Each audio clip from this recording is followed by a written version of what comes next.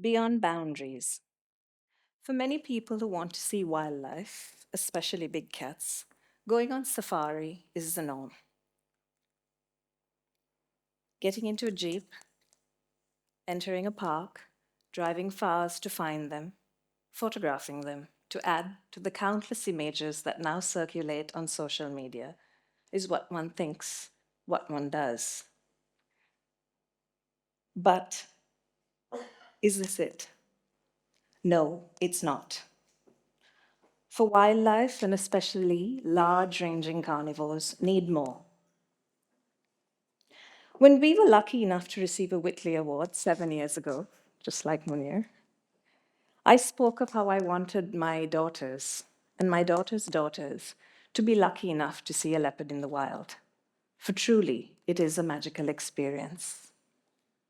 But for this magic to continue, what exactly is needed? Beyond boundaries. I come from a part of the world that shares space, where animals and humans live close, often because they have to. Space is shared. I'd like to take you on a journey now, not a safari, to get a glimpse, just a glimpse, into the oft unknown yet vital life of a leopard living in a part of this different world. A world where human and leopard share space, where the leopard hides to ensure that this can continue without detriment to herself. This is OC, a female leopard whose story we have been lucky enough to glimpse for almost 9 years, whose daughters and daughters' daughters live in this unusual place, a place where perhaps your morning cup of tea comes from.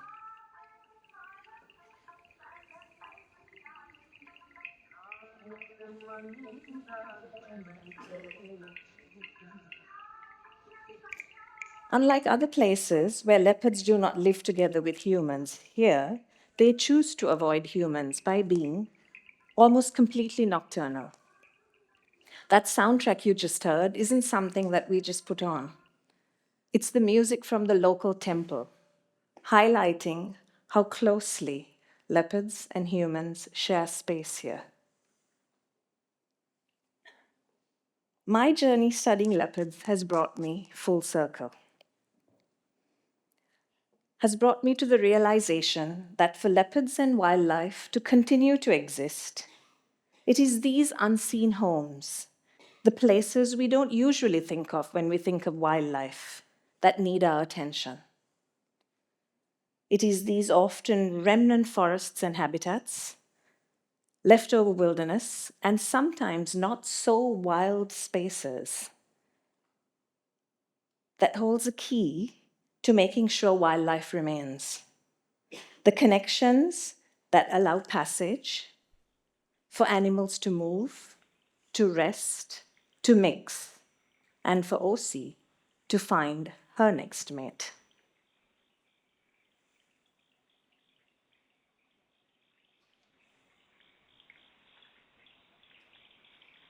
But it's not just about the leopard. For being an umbrella species, knowing where the leopard lives also tells us about all the other species that find protection under its ecological umbrella.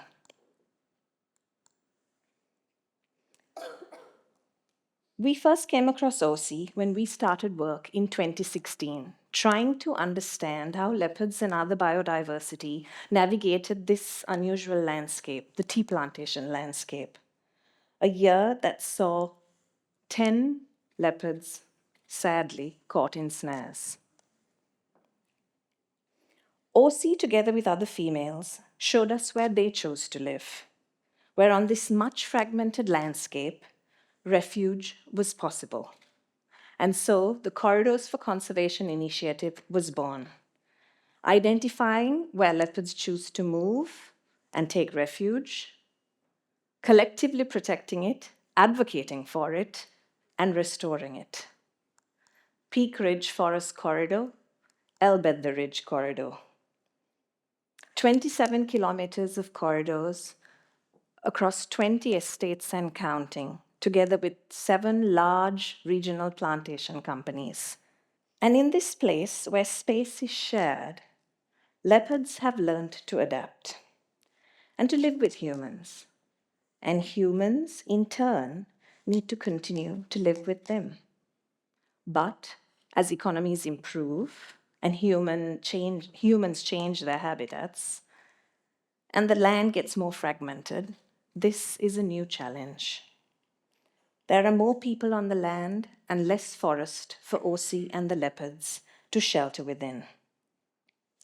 And so part of our work is to tell her story to the communities that share this space with her.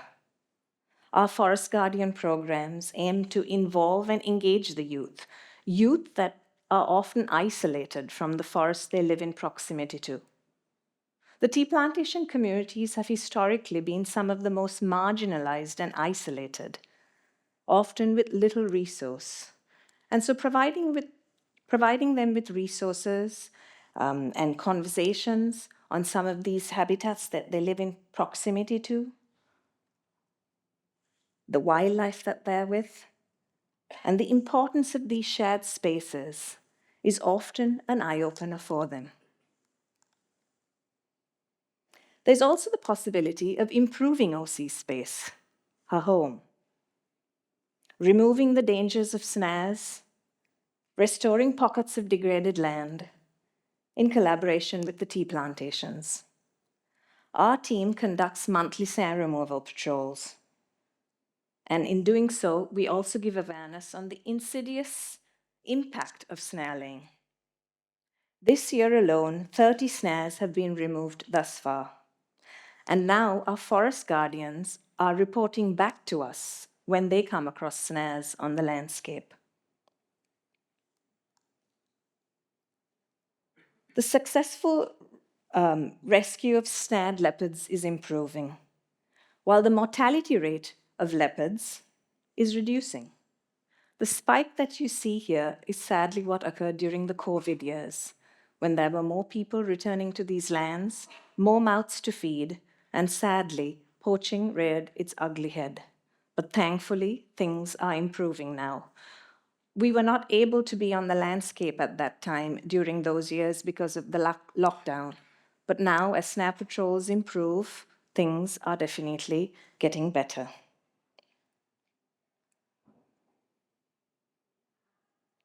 We have 28 hectares undergoing restoration, within OC's range alone, and other pockets adding up to hundreds of hectares to be restored along the corridors.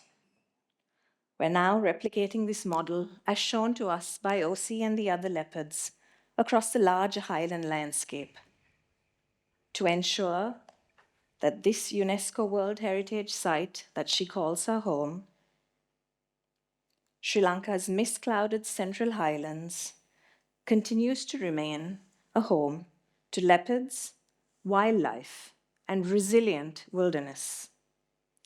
These are vital connections that allow leopards to perhaps move from the highlands